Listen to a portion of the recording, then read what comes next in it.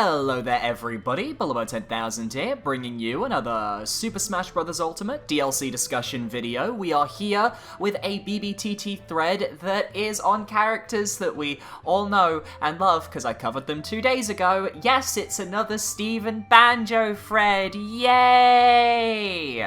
I know I asked on Twitter the other day if people could send me some threads for characters I hadn't actually covered yet, but this specific thread was posted as a direct response to the last video, so I want to make sure that I cover it while that other video is still somewhat relevant.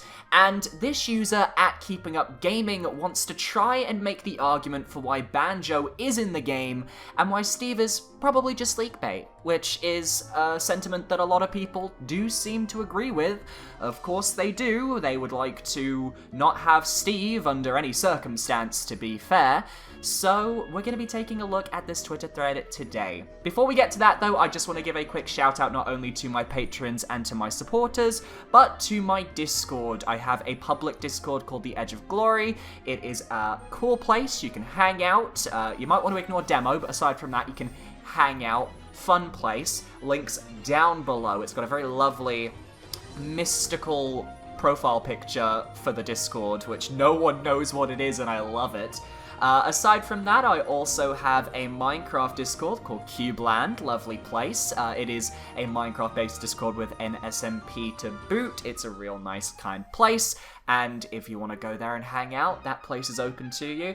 And I have a Survivor Discord. I have a Survivor Org Discord because I like hosting online survivors, and that's going on at the moment. We're doing our Caribbean season, so if you're interested in that, links are down below as well. So without further ado, let's get back into this. Let's start this thread, and I'll give my thoughts. I thought I'd do a hashtag BBTT thread on Banjo and Steve in Smash Bros. Ultimate, and why I think Banjo will be in the Fighter's Pass, and why I think Steve is LEAKBAIT. Firstly, the biggest thing we have to go on for Steve is Vergaben repeatedly stating Minecraft content. First for the base game that never happened, and then for the DLC which hasn't happened yet. I disagree with this. I actually completely disagree with this. Vergaben, yes, did start off the Steve conversation, but now that everyone is speculating that Microsoft is probably going to be getting a character in the Fighter Pass, that is why Steve has stayed in the public eye. Not necessarily the Vergaben stuff, we disconfirmed that. However, Steve is one of Microsoft's 3 most likely representatives, along with Banjo and Kazooie and Master Chief, simply because they are the biggest characters that Microsoft has that would work in a Smash Bros. Setting. That is why I think Steve is still on everybody's radar. This statement is vague, as he never once stated what the content is. That is true, he never did. I do not recall him specifically stating Steve, please correct me if I'm wrong, and now he appears to be walking back from Steve. There's some hearsay about a Steve character model from another person, and even that person is skeptical of it. I mean, fair enough. I haven't been keeping up with the leak scene myself, so I'm afraid I don't really know too much about the leaks at the moment. I'm mainly covering theories at this point, because, the leak scene got very stressful last year, it really did. But I wouldn't be surprised if Vergaben is wrong at this point, because he hasn't really gotten much right from the DLC so far. I know that he got the base roster pretty much perfect, but the DLC he's been a bit iffy with, so I don't really trust him with that so much. This Steve render, and perhaps Steve himself, could be LEAKBAIT. One theory I heard is that Verge thought there was Minecraft content by confusing the file name for Rathalos for the Minecraft Ender Dragon, since it was named Endragon, though I'm not sure how credible this is. This is exactly credible. That was data mined information. The End Dragon file was data mined, and I think we can then put 2 and 2 together. I believe Vergaben did say that it was a boss that we were going to see, not maybe a stage or a boss. I feel like I remember him saying there was a boss. I could be wrong on that one. But I think that is a very credible theory, because it's just putting 2 and 2 together. I think we all know Google theory by now, but Loot Crate theory states that a Banjo-Kazooie item was advertised on Loot Crate's Twitter, but when a Smash Bros. Meme appeared on Loot Crate's Twitter, both the Banjo-Kazooie tweet and the Banjo-Kazooie item was removed from Loot Crate. Seems awfully suspicious. I love that you spell crate as crate and create the whole time. Google theory, I don't believe in. I don't think Papagenos believes in Google theory, and he's the one who posted the first video on it.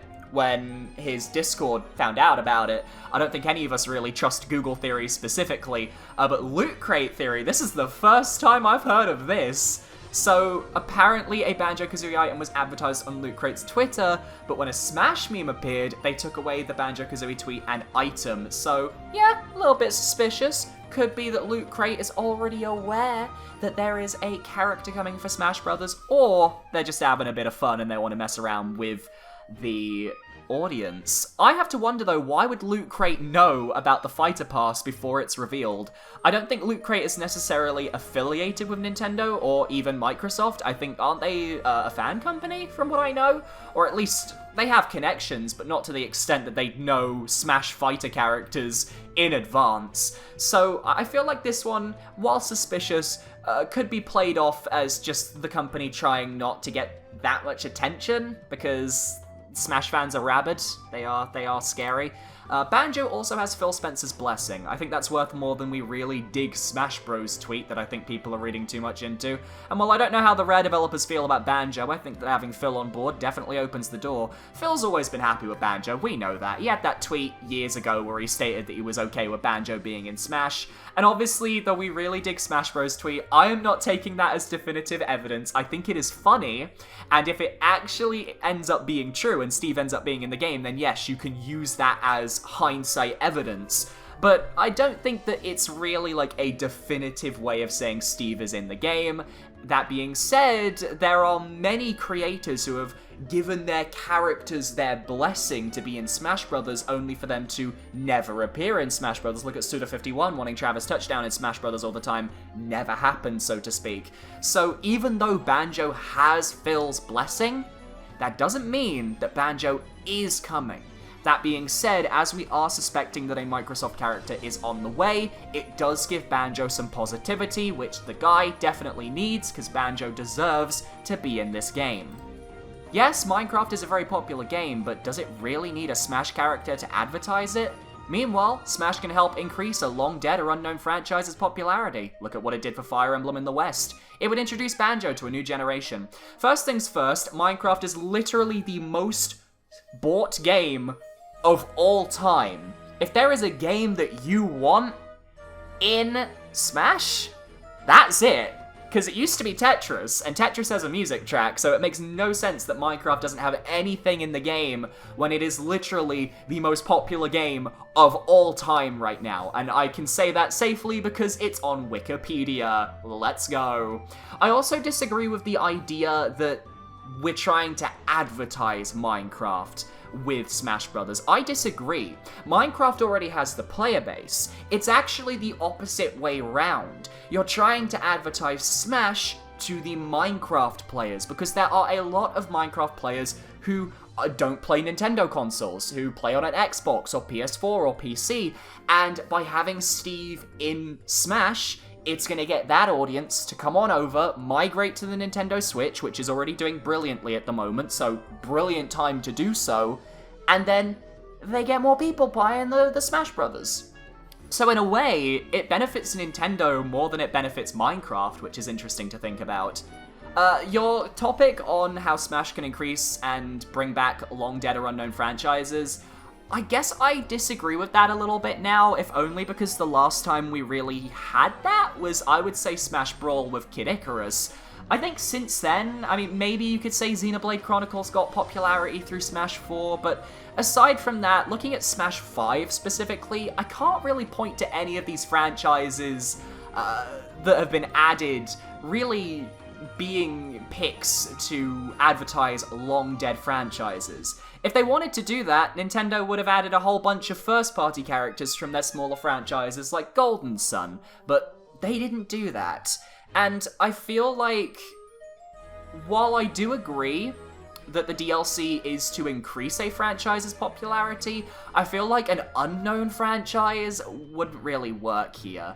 Not to mention, I think Banjo is very well integrated into the new generation. Nuts and Bolts, even though it's not the best game in the world, is still well, it was a 2000s game. It was in the noughties, so I think kids might know about that. And the younger generation, I mean, they know about ukulele, and they would probably have found out, oh, ukulele was inspired by this game called Banjo-Kazooie. And I would also note that most gaming YouTubers don't shut the fuck up about Banjo. So I don't think it's necessarily an issue of introducing Banjo to a new generation. I think it's just a case of, we just need this character. I think a lot of kids are aware of who Banjo is, at least in a smaller way, at least by this point. Steve is a generic and, in my honest opinion, ugly player avatar character better suited for a Mii costume. Is Steve even what kids think about when they play Minecraft? Banjo is a beloved gaming icon of the Nintendo 64 era and a legacy character, much like K. Rool and Ridley. Okay, so I understand that he's generic, I accept that, but I wouldn't say he's an ugly player avatar character simply because Minecraft itself is based around this, what you could call it, ugly pixel style. It's not like the best graphical style ever, but the character works with the palette that Minecraft uses. And while I do agree, I think a Steve Mii costume would probably make more sense. I actually agree with that.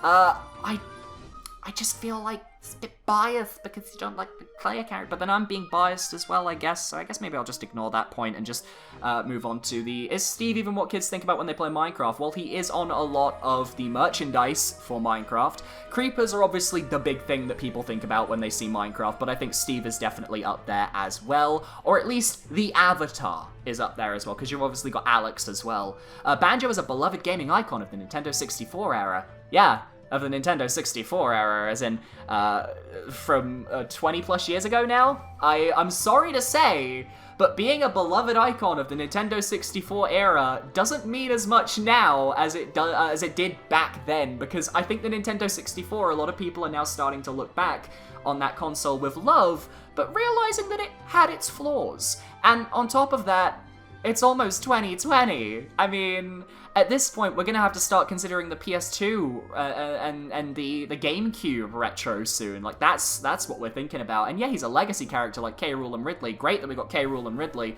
but the only way Banjo's getting in is through the Smash ballot. And I guess I may be a bit jaded. I just feel like even though obviously it's great, N64 era, NES era, people are coming back for this game, I don't know, maybe I'm just jaded and I just feel like Banjo doesn't really hit those heights that some of the first-party characters do. I don't know. Maybe I'm just, yeah, as I said, I'm just being a bit jaded. Just ignore me. I'm one of those. I'm one of those people, you know. Anyway, let's get to the next part of this thread, the final part. Finally, Banjo did well in the ballot and continues to be in the top 5 spots on fan ballots. Fans have been wanting him since Melee, and he deserves to be one of the DLC fighters. Thanks for reading. I agree. Look, I agree. I think Banjo deserves to be in this game. I would love to see him in this game. I'd be very happy for him. I do want him. I don't hold a personal attachment to the character, I never really played the games, but I respect and completely understand why he deserves to be in this game. That being said, I think the arguments against Steve in this thread aren't necessarily the best arguments, because you try to bring up all the Steve leaks, but Steve isn't popular because of the leaks, Steve is popular because he's one of the potential Microsoft reps. On top of that, saying Banjo did well in the ballot is a falsehood. We don't know if he did well in the ballot. We can assume he did well in the ballot, but we don't 100% know. However, we do know that he tops all the fan ballots. Though, to be fair, you also have to consider that the fan ballots are usually only voted for by hardcore Smash fans, and 9 times out of 10, they're all going to be voting for Banjo anyway because they come from that generation. And that is, I'd say, a very important aspect to keep in mind when it comes to fan ballots. They don't necessarily reflect the main ballot, because the main ballot was from not just fans, but over 2 million people, so. But I do agree. I think Banjo is more likely than Steve. I know I didn't say that in my Rate Their Chances, but that's because I forced myself to stick with Steve's 100-100 because of a meme, so I would not be surprised if we see Banjo revealed at E3 in the next 17-18 days. So, we'll see. Thank you very much everyone for watching this video. If you guys enjoyed, be sure to leave a like, comment, and subscribe. Keeping Up Gaming's Twitter thread is down below if you want to reply to it yourself. Leave your thoughts in the comments below for Keeping Up Gaming. And I will talk to you guys next time. Thank you for watching, and I'll see you guys then. Goodbye.